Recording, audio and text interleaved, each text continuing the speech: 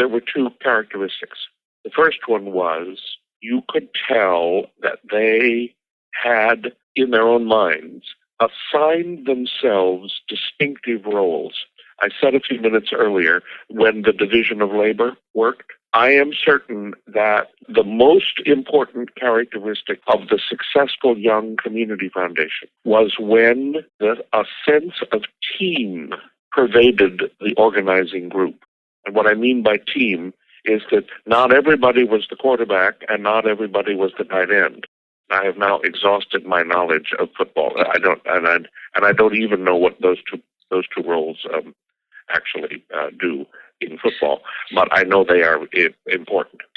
So the point is, we had that wonderful little riff that we did about the stewardship responsibilities of the successful nonprofit organization, and there are 5, and we put them up on the inevitable newsprint in those days, and you could see that individuals in the room gravitated to one or another of them. I can't do that, but I can do that.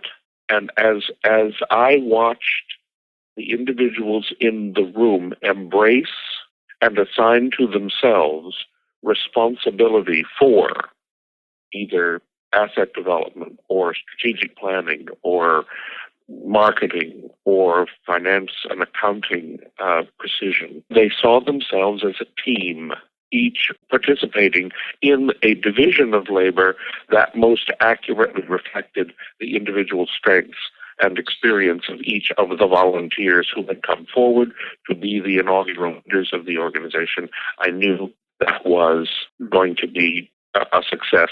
And the second characteristic was that there was at least one person who could clearly imagine themselves having a conversation with someone who was at the moment when they were deciding what to do with their assets when they no longer needed them. At least one. Because what we knew was that the first time that conversation happened in the community, the precedent had been set.